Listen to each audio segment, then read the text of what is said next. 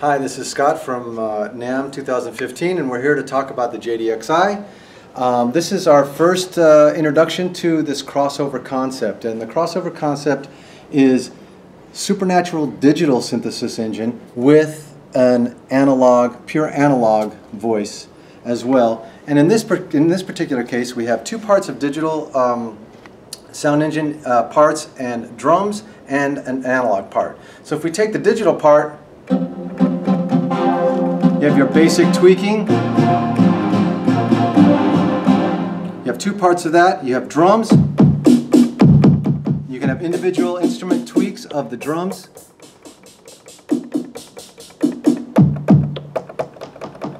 Makes it very flexible. Here's the analog side. So we got a nice saw wave, triangle, square with pulse width,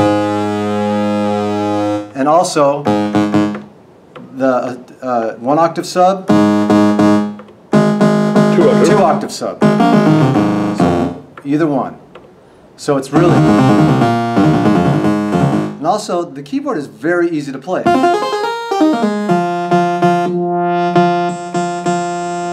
Effects are completely adjustable for each part.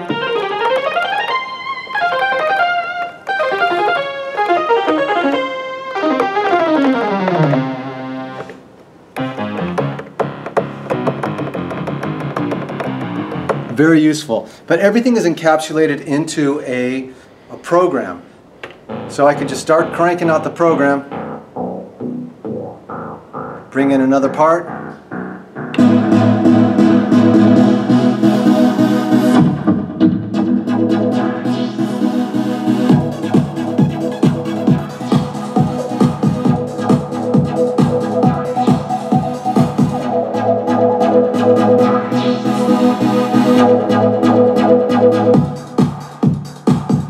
so it's great for every musician, from the beginner, the bass player, the guitar player, the synthesis, to as serious as you want to get with a pro applications. Now, very cool Skrillexian kind of lead. With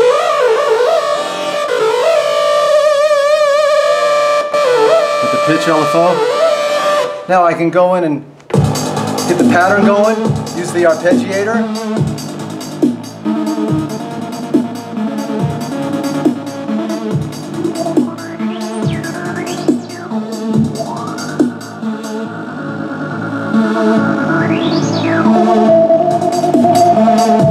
So very cool stuff there. Vocoder. Ooh. I served all good people, turn their heads each day, so satisfied I'm on my way. Also some other very cool ones.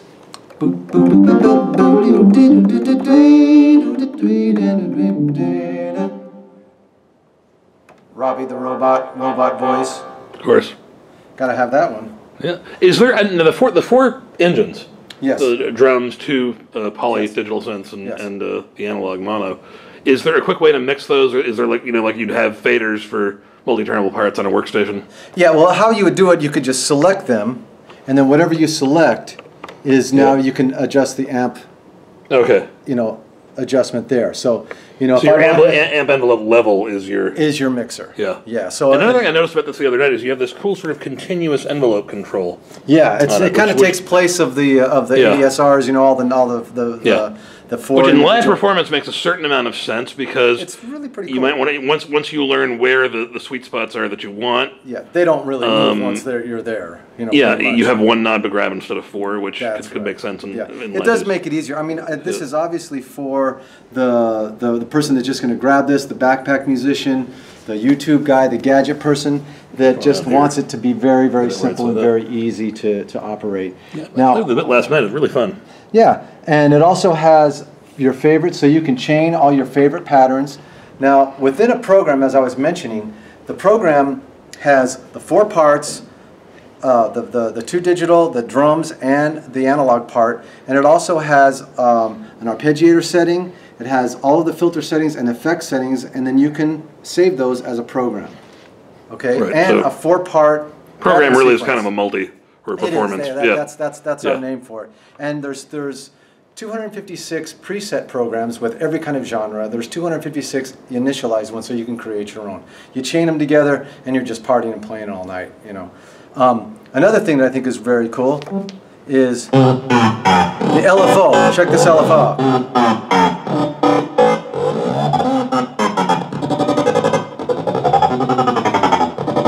Bring in the drums.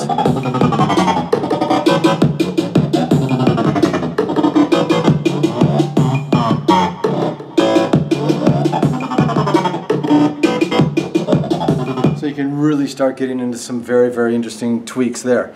Also, it's so easy to record a pattern. If you, whatever part you select, you can see that there's, I select the analog part, you can see there's data here.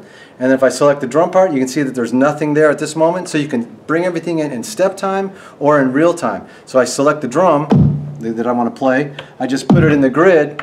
I'm good to go. So yeah, like whatever the last thing you played on the keyboard. Yeah, that's is what you can map the sort of 808 style buttons now there. see, look at this. So if I and I hit the hi-hat, there's nothing that lights up. So I just, and then if I want to tweak the hi-hat, I can easily do that. Maybe bring in another part.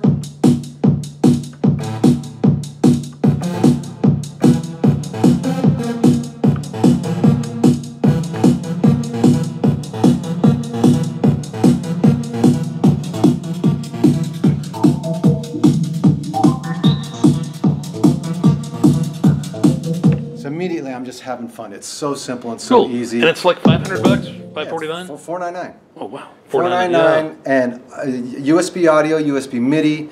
One cable is going to be great. So it's great again for any, as serious as you want to be, from a beginner, novice to totally no experience to as complex as you want to be. Great for DJ stuff, because you see how I'm bringing the parts in and out. Yeah, I can't wait to check one out. Man, it's going to be awesome. I might hog this review for myself. We'll see. Maybe, maybe not.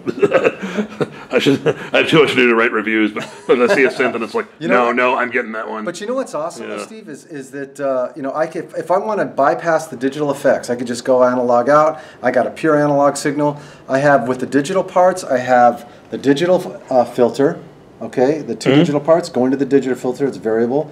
The analog part's pretty simple. It goes straight to the analog filter. I can go through the digital effects if I want. You know, which are they're different for each part, so you can see that they're all different. They're part appropriate.